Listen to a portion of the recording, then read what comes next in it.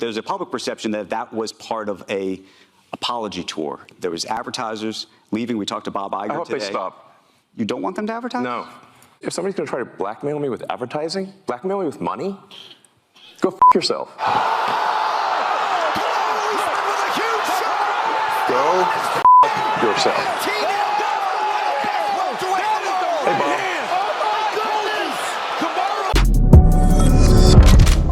What's up, guys? Boy Benny. I'm no business expert, nor would you want me selecting your stock portfolio, but even I can tell you that this is a very unhealthy look for a stock. Let's begin, ladies and gentlemen, at the Walt Disney Company stock over the last 5 years. This stock is down 13%. That's not what a stock should do. A stock, especially over 5 years, especially with the amount of money that's been printed, should go up. Especially a stock that has some of the most beloved franchises, brands, legacy media creations in history. Disney owns Star Wars, Indiana Jones, the Marvels, all of it. What the hell? Disney bought The Simpsons, bought Fox Entertainment. What's going on here? How can Disney, with some of the most beloved legacy brands, legacy characters, and IPs that exist, collapse? Why are they such a bad bet? What is structurally wrong with this company? And this is very, very interesting here. You can see some of these little articles. They give you, I'm using Google search right now, just searching for the Disney ticker, okay? You can see like here, there are these little moments where Disney sort of, it shows that there could be hope. Disney stock rises as investors overlook glitches. Crash. Disney stock rises. Crash. Disney stock crashing. Disney stock really crashing. Disney stock rises. What do you think is going to happen next? Crash.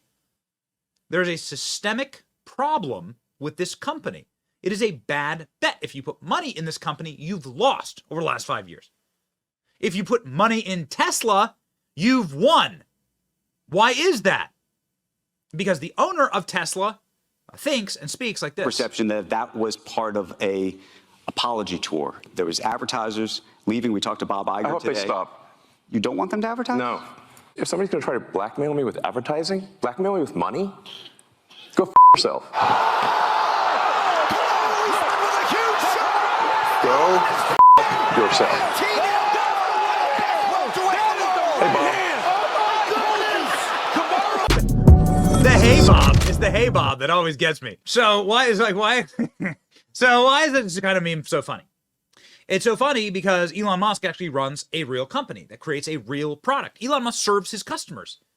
Go talk to people on X or Tesla or SpaceX or any of the boring company, any of these companies.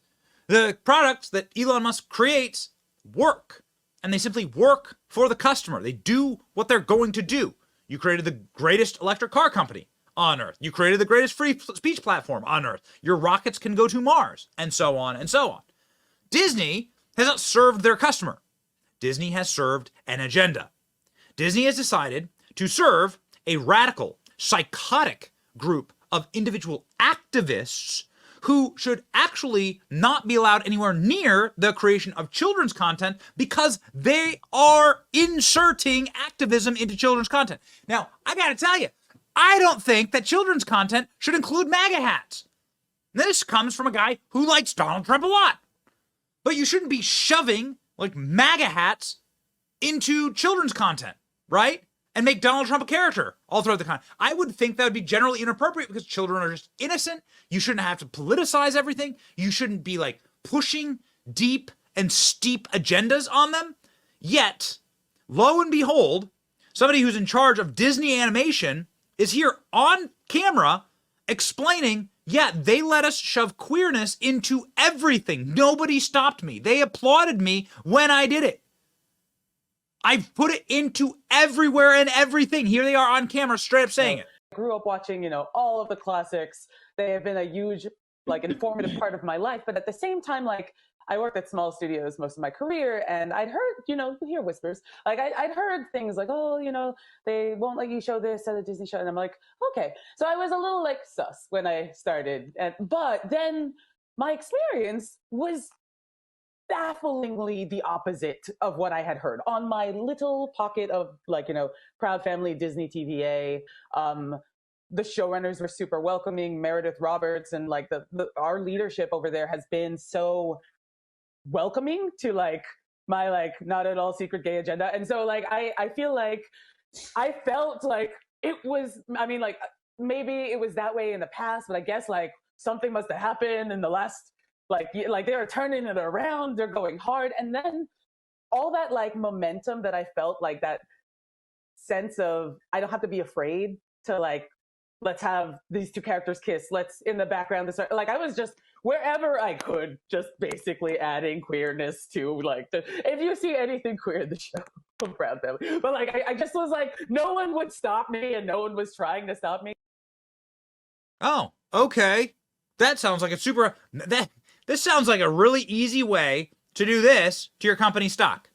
Your children's entertainment company. There could be a lot of agendas shoved into children's programming. It'd be really nice to just not have agendas in children's programming, but here you have this head of Disney Animation saying that she has a not so secret gay agenda, and now this is actually playing out in public polling. Okay, so here are some recent headlines, ladies and gentlemen, about public polling and Disney. 71% want Disney to end alphabet agenda brand in total freefall. Apparently, 5 years ago, Disney's brand had a 71% approval rating that crashed down to 53%, and now it's at 47%. So it's barely above water. Remarkable. 46% favorability rating with the people who disapprove. Those numbers would not be great for politicians. They are a death spiral for a corporation. And that is exactly what you're seeing. 70% of American voters less likely to do business with woke Disney. Woke Disney takes huge hit. Majority of independents no longer trust companies programming for their children. And Disney's favorability plummets 53 points in 1 year. Along with, of course, their box office returns. Indiana Jones Marvel's nearly $400 million loss. Also something that contributes, of course, to this. How do you get this? That is how you do it. You hire people that do not care about the brands, the franchises, or telling a good story. You set agenda and the message. The message. Over actually creating good content for people. And then you let idiots, you let idiots run your company. So Disney is now slapped with a complaint over 50% DEI goal for underrepresented actors and crews that sideline white Christian men. Elon Musk is the person helping bring this suit. Pretty remarkable.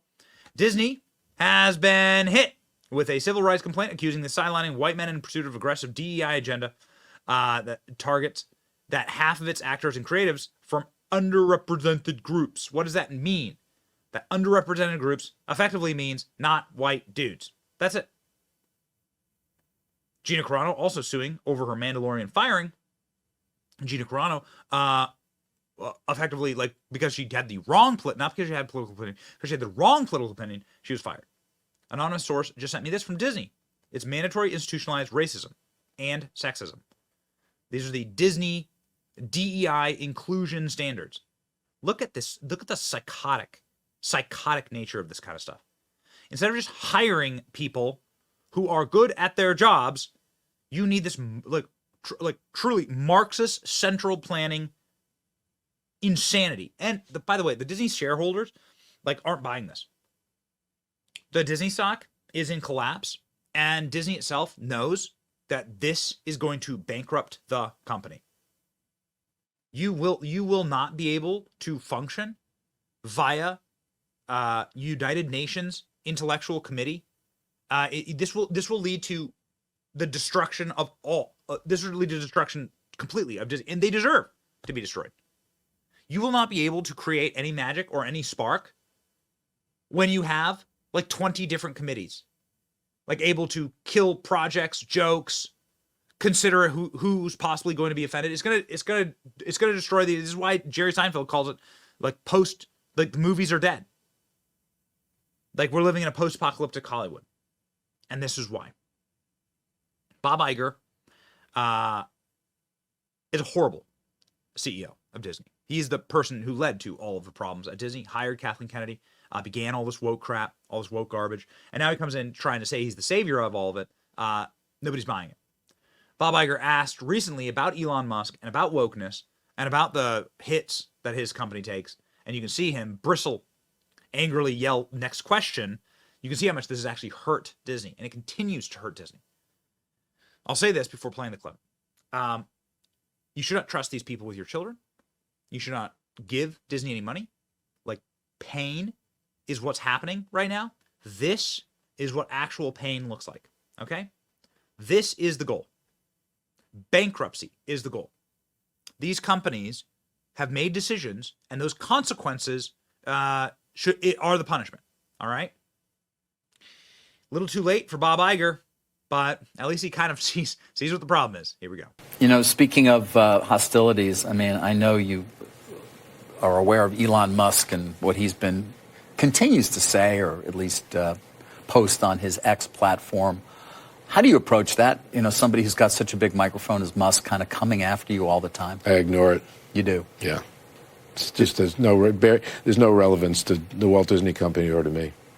So when he says I would, buy shares if Peltz was on the board, and Next he subject. comes after you as being, because he's on his anti-woke campaign. People have been coming after me and the company for years, and it's just, I don't get distracted by those things. But the woke thing has had more of an impact. I mean, you've said to me that you would love to be just out of the culture wars. Do you feel like you're succeeding in that? Well, I think, yes. I mean, I think the noise has sort of quieted down. I've been preaching this for a long time at the company before I left and since I came back, that our number one goal is to entertain. I think, look, the term woke is thrown around rather liberally, no pun intended in that regard. I think a lot of people don't even understand really what it means. The bottom line is that infusing messaging as a sort of a number one priority in our films and TV shows is not what we're up to. They need to be entertaining. And look, where the Disney company can have a positive impact on the world, whether it's fostering acceptance and understanding of people of all different types, great. But generally speaking, we need to be an entertainment first company. And I've worked really hard to do that. You have? I have. And yeah. In what way? What do you mean when you say engaging with our executives, engaging with the creative community, returning to our roots, making sure that everybody's aligned on what our priorities are, and understanding that, look, we're trying to reach a very, very diverse audience. And on one hand, in order to do that, the stories you tell have to really reflect the audience that you're trying to reach. But that audience, because they are so diverse, really, first and foremost, they want to be entertained, and sometimes they can be turned off by certain things, and we just have to be more sensitive to the interest of a broad audience. It's not easy. You can't please everybody all the time. Right.